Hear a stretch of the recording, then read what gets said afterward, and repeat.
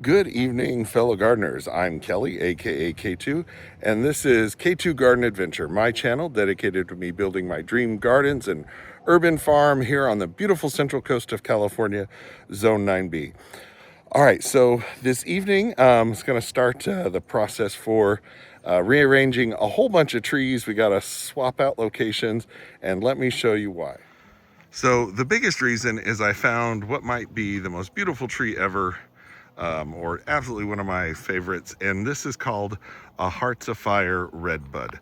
And it is just stunning. It leaves out in this red, and then it turns orange, and then a chartreuse, and then it goes green. It's like reverse fall color, but that's how it leaves out. Now I have two other redbuds. My other absolute favorite tree, this forest pansy redbud right here, and then across on the other side of the Woodland Garden, let me zoom in over there, you can see my very first one, which is an eastern redbud, which was moved from the backyard up here out front, and it is doing great, pushing out lots of beautiful new leaves over there. So the problem is I need to find a spot for it. So I wasn't sure it was still alive, but it has come back. This is my white dogwood from the back. Now it looks like the center leader might have perished over the winter, but no big deal. There's still lots of life in this.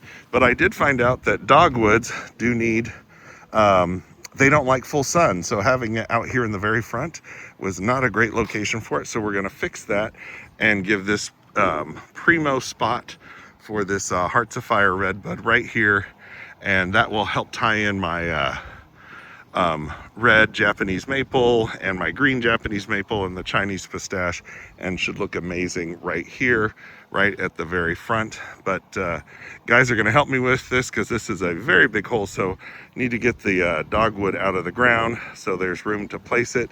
And then if we have time, I've got this beautiful royal robe potato vine that's in a standard form. Absolutely love these purple flowers, and found a perfect spot for it right here on the other side, on the entrance to the Woodland Garden, and also known as the front door. So anyways, but let's get the white dogwood out of the ground so there's a place for the guys to help me dig this big old hole for the eastern redbud, or excuse me, the Hearts of Fire redbud. All right, see you in a little bit.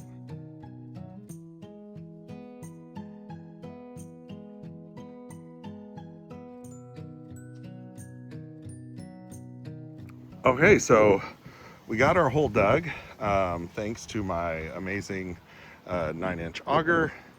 So the hole's ready.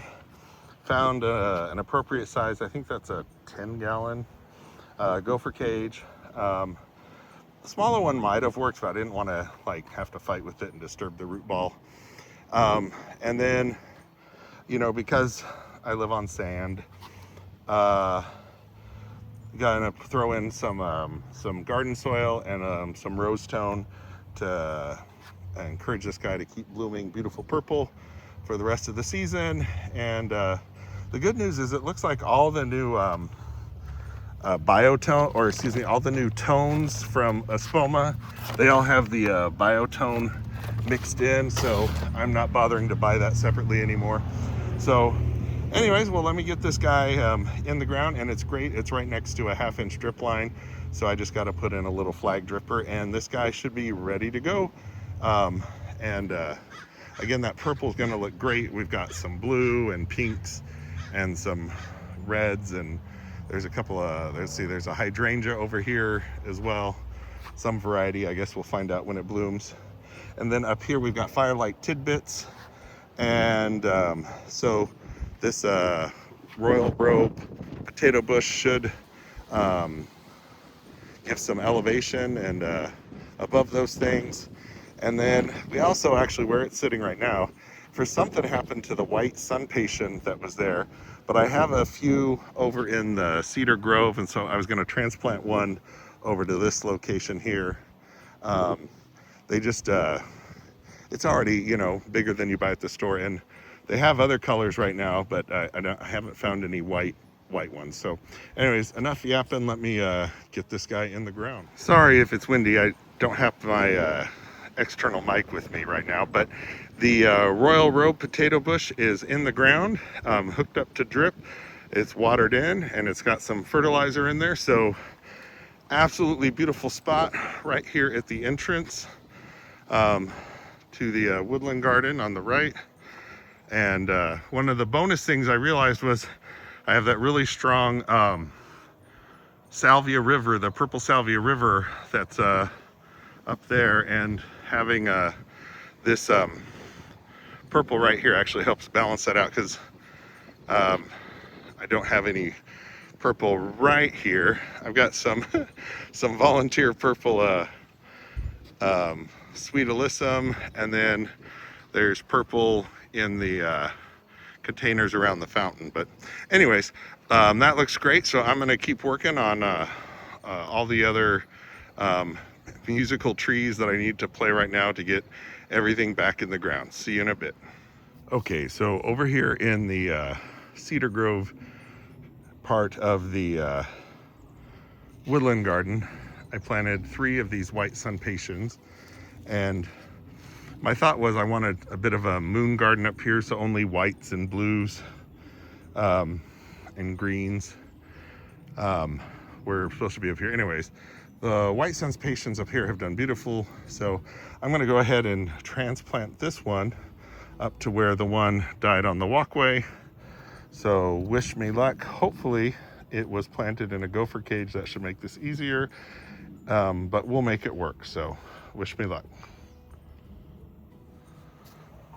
So I think that looks absolutely amazing. That Hearts of Fire red bud right there. Look how it captures the evening sun.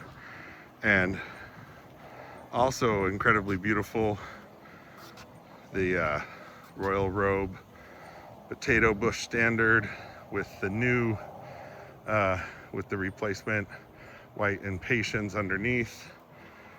Makes the entryway up to the house look really, really good. Super happy with that. Anyways, I'm gonna keep going on the projects. And we have run out of daylight, but that's all right.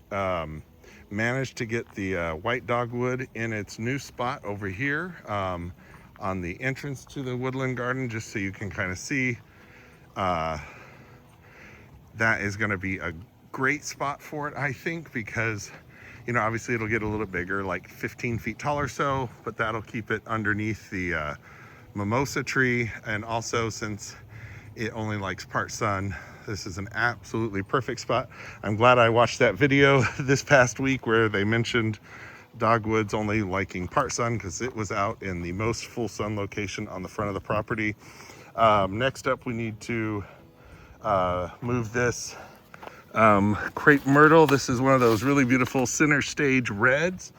That is going to move up here. Okay, I gotta say, it just got the fountain guri going and got some new lights, colored lights for the inside. Very cool, very beautiful. Need to change the exterior lights from red. So that center stage red is going right here. And then this Aogi green bark Japanese maple is going to move. And that is going to go over here.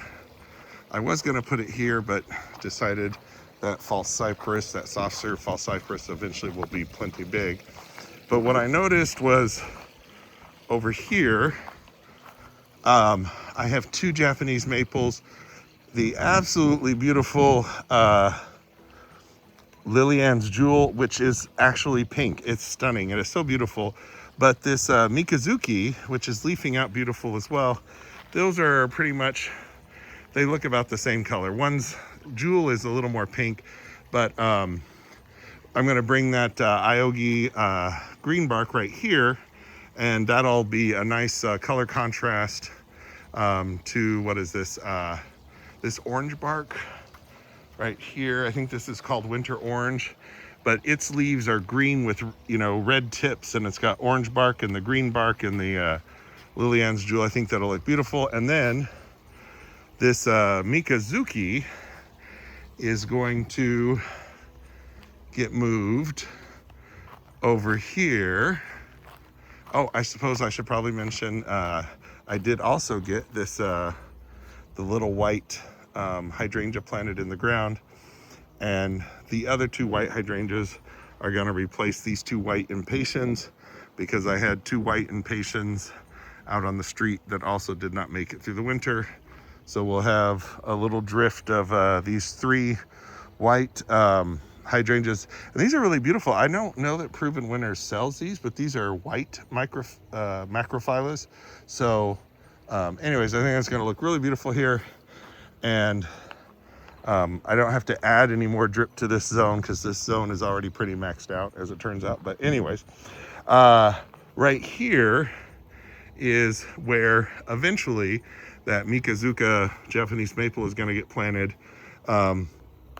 So what I'm going to do is put it in a container for right now, along with these three hostas. They'll all go into containers, because this is going to be where the new sidewalk comes around and connects to the side patio. And so I'll keep them in containers until the sidewalk's done. And then they're all gonna go right here. I'll put the maple in the middle and then surround it with the three hostas. And so as you're walking on the sidewalk off this way, you can continue on the cement onto the side patio, or there'll be a little break off of the black bark to take you over there. But this spot right here, like I said, there'll be plants to sort of set that area off. And then I'm gonna bring in and we'll use the wall blocks to separate the gravel from the dirt and the wood bark. But those are all projects for, well, hopefully maybe in a couple of weeks. We'll see. Anyways, well, it is now nighttime, so hopefully you enjoyed this video. And if you please leave a comment, tell me what you liked, what you didn't like, any suggestions for the garden. I'm still have options for spring planting. Oh, you get to kind of see the garden lit up. That's a nice bonus. And if you haven't yet, please hit subscribe, like the video, share with your friends and family, and most importantly, until the next video, you have yourself a wonderful night and happy gardening.